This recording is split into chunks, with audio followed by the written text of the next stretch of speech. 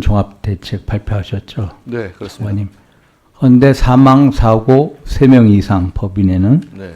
영업이익의 5% 이내 과징금 그리고 30억 이상이죠. 그런데 이거에 대해서 정말로 경제 현실이나 현장을 잘 보고 만든 대책인지 의아심이 큽니다. 네. 장관님, 작년도 현대 자동차 영업이익이 얼마인지 아십니까?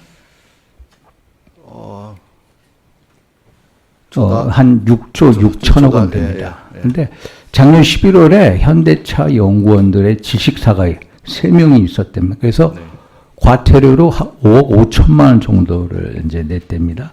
그런데 만약에 이 대책이 시행이 된다면 3,300억을 과징금으로 물어내야 되고요. 그러면 얼마 600배 차이가 난대요. 600배. 이게 3,300억이에요. 그리고 제가 보니까 국내 종합 건설 업체들 이제 소위 말해서 시공 능력 평가 대상 기업이 17,200개 정도 된답니다. 그런데 영업이익이 30% 이상인 기업은요, 3%도 안 됩니다. 대부분의 97% 기업은 영업이익이 30억도 안 됩니다. 그럼 만약에 사망사고 사건이 났다, 3명 이상이다. 하면은 자기 영업이익이 아니라 자기 자본을 까내는 소위 말해서 사업을 못하게 만드는 법안이다. 그러면 이런 제조업체나 건설업체가 어떻게 하겠습니까? 비용 부담을 국민들한테 전이시키죠. 건설업체는 공사비, 분양가 상승시키고 제조업체라면은 제품 가격을 상승할 수밖에 없죠. 결국은 이 대책이 국민 부담을 들어온다. 제가 장관님께서 직을 걸면서라도 노동 안전 종합 대책을 만들겠다, 직을 걸겠다라는 취지를 정말로 이해를 합니다. 정말. 그런데 현재 경제가 안 좋은 상황 속에서 훨씬 더 경제의 주체인 기업들을 훨씬 더 옥죄는 이 종합 대책이다. 그리고 예를 들어서 안전사고 나면요, 우리 여기 본부장님 있을 텐데 김승용 본부장님. 안전사고 한번 보십시오. 안전사고가 났을 때 어떤 안전장비나 시설이나 장구의 문제보다도 근로자 개인의 부주의, 안전수칙 미수가 더 큽니다. 그 비율이 아마 60% 이상일 거예요. 그래서 어떤 사망사고가 3명 이상이다. 결과만 가지고 얘기할 게 아니라 산업재해 내용이든 이유든 이런 것을 종합적으로 따져서 대책이 나와야 되지 않겠냐, 장관님. 이거 조금만 금방 끝내겠습니다. 그래서 장관님, 장관님께서 직을 걸고 만든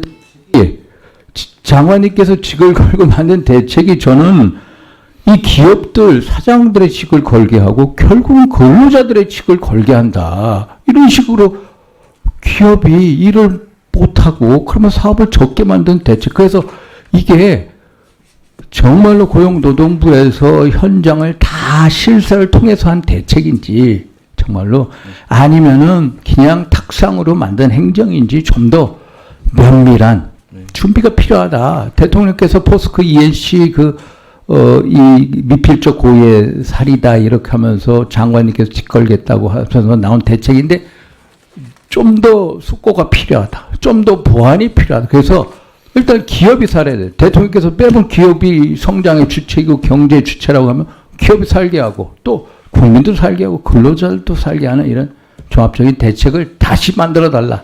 이런 말씀을 꼭 드리고 싶습니다. 장관님 답변 부탁드립니다. 네, 의원님 말씀 취지에 대해서 공감합니다. 다만 제가 조금 설명 드리자면은 기업에게는 이런 이번의 조치가 많은 부담으로 다가올 것으로 저도 이해합니다. 다만 저희들이 면밀한 검토 없이 제안드린 건 아니고요.